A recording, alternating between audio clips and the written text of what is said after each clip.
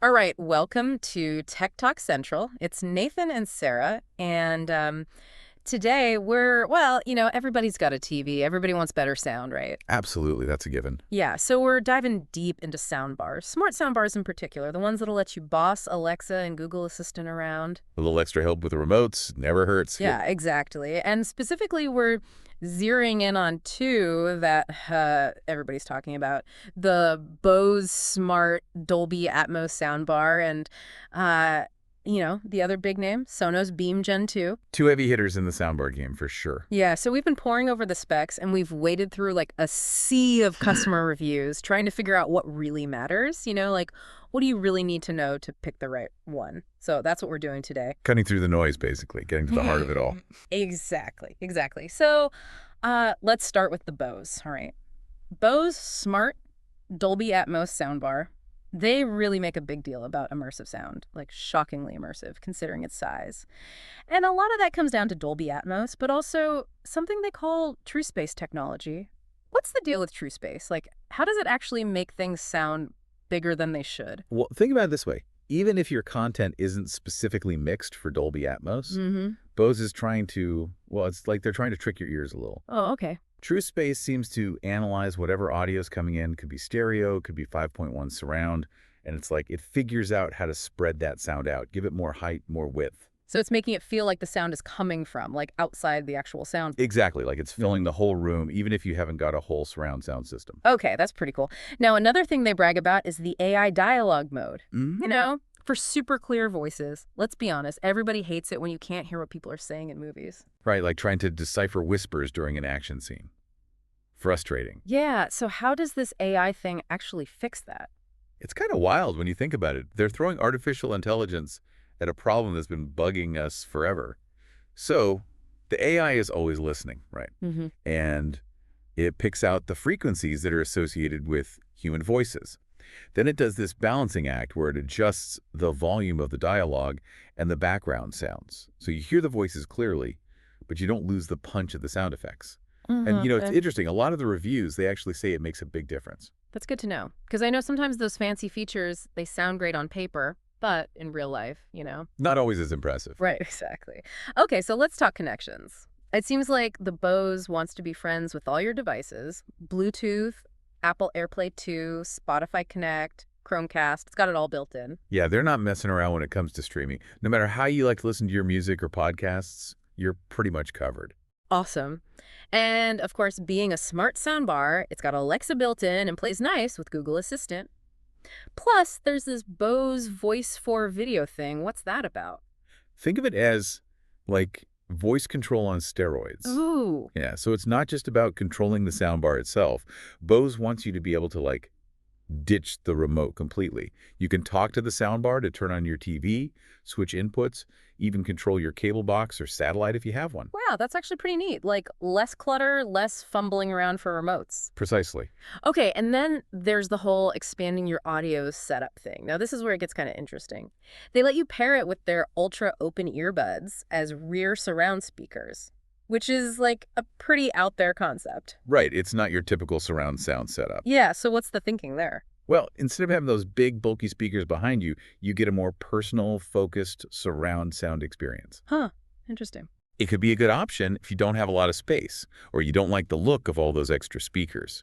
It's not going to give you that full-on room-shaking experience you get with dedicated surround speakers, but it's a different way of experiencing immersive audio. Yeah, I could see that. Like for late night movie watching, maybe, don't want to wake up the whole house. Yeah. And of course, it can connect with other Bose Wi-Fi speakers for, the whole house audio thing. And then they've got the Simple Sync feature, which lets you pair it with their headphones or Bluetooth speakers. Yeah, Simple Sync is more for those times when you want a more personal, private listening experience. Like you mentioned, late night movies, or maybe you're listening to a podcast while someone else is reading in the same room. It just adds flexibility. Cool. So, setup. Nobody wants a headache, right? Bose says it's easy peasy, one connection to the TV, and their app walks you through everything. Plus, they've got automatic overnight updates if you're connected to Wi-Fi. Yeah, the app-based setup has become pretty standard. And it really can make things simpler, especially for people who aren't super tech savvy. Makes sense. And in the box, you get the soundbar, the remote, optical and HDMI cables, power cord, the usual stuff. So you're good to go right away. All right, let's talk about what actual users are saying. Overall, lots of love for the sound quality. People seem to be really impressed with the Bluetooth audio, and that Dolby Atmos experience is getting high marks. Also, big thumbs up for the app. They say it makes tweaking the sound super easy. Yeah, that's great to see. Positive reviews on those core features, the sound and the user experience. That's a good sign. Yeah, totally. And it seems like setup is generally a smooth process. People are hooking it up to their smart TVs without much hassle. And, we talked about that AI dialogue mode, and it seems like it's actually delivering. People are noticing a real difference in dialogue clarity. That's a win for Bose. Definitely. But, of course, there are always some downsides. We're seeing mixed feelings about the price.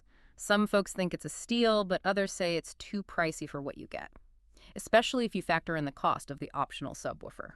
Value is always a tricky thing to gauge. It really depends on what you're looking for and what your budget is. True, true.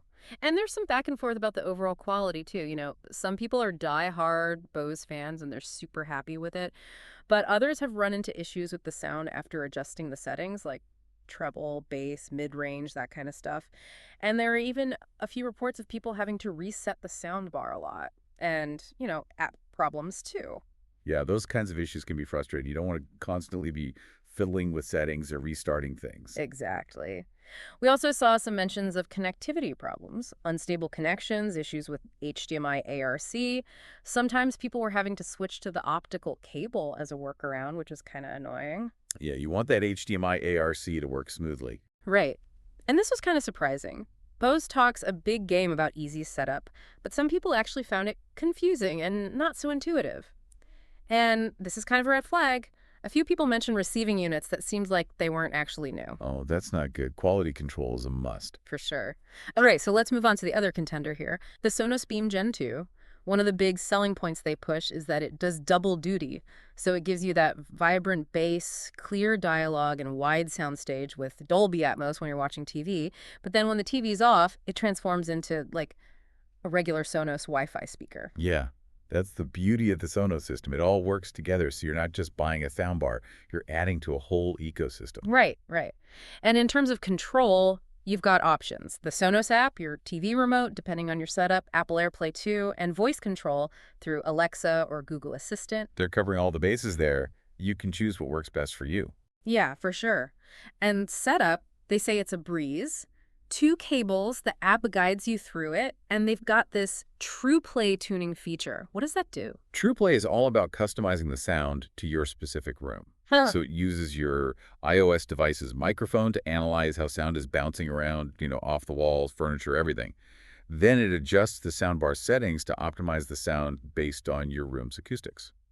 Okay, that's pretty smart. So it's like getting a tailor-made sound experience for your space. Exactly. And like the Bose, you can expand it with other Sonos speakers over Wi-Fi for true surround sound and multi-room listening. Yep, that's a big draw for people who are already into the Sonos ecosystem. It's super easy to add more speakers and build out a whole home audio system. Yeah, cool. So in the box, you get the Beam Gen 2 power cable, HDMI cable, and an optical audio adapter. Pretty standard stuff. Essentials. All right, what are people saying about the Sonos Beam Gen 2? A lot of positive feedback about the sound quality. People are saying it's clear and surprisingly spacious for its size. And a lot of people found it easy to connect to their TVs. That's good to hear. Easy setup and good sound, that's what you want. Absolutely. People are also praising its dialogue clarity, which is important. And they seem to dig the design, how it looks. So it ticks a lot of boxes. Yeah, it does. But there are some issues popping up. We're seeing some mixed experiences with the functionality. Some people say it works perfectly, no problems. But others have reported connectivity issues, the app acting glitchy, and problems with getting it to play nice with other devices. So it seems like it's not a guaranteed smooth ride for everyone. Consistency is important. You want to know that it's going to work as advertised. Definitely. And the price is a sticking point for some, just like with the Bose. Some people think it's worth every penny, others think it's overpriced, especially if you're not planning to buy more Sonos speakers. Yeah, that's always going to be subjective. True. And connectivity seems to be a bit of a weak spot for the Sonos. We saw reports of Bluetooth problems, issues with optical audio, and even inconsistent connections with the app. There were a few mentions of the TV audio cutting out because of ARC issues, and also that the soundbar would only connect to a 2.4 gigahertz Wi-Fi network, which isn't ideal for everyone. Yeah, those are some things to keep in mind. But probably the biggest concern we saw in the reviews was with the Sonos app itself. A lot of people are saying it's buggy, hard to use, and sometimes it doesn't even recognize the soundbar. And that's a big problem because the app is like the heart of the Sonos experience. Right. If the app is unreliable, it's going to impact how you use the soundbar. Absolutely. And another difference compared to the Bose, the Sonos Beam Gen 2 doesn't come with a remote. It's all app and voice control. And it also doesn't have HDMI pass-through, which might be an issue for some people depending on how they have their devices connected to their TV. Okay, so those are some key things to consider. Yeah, so to wrap things up, think about what's important to you. Both soundbars have Alexa and Google Assistant, which is awesome if you're into voice control. But they each have their strengths and weaknesses. The Bose focuses on that immersive sound with Dolby Atmos and True Space, and it's got that AI dialogue mode for clearer voices. It also gives you more connection options right out of the box.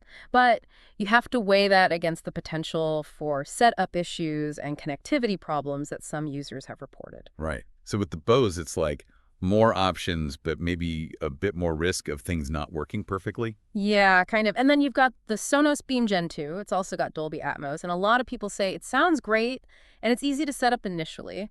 And its real strength is that seamless integration with the whole Sonos ecosystem.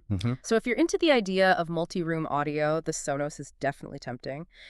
But that app, that app is a big question mark. A lot of people have had bad experiences with it, and that's something you can't really ignore. Yeah, with Sonos, it's like you're buying into a whole world, but the app is the key to that world. And if it's not working, it's a problem. Exactly. So the bottom line is you've got to figure out what your priorities are.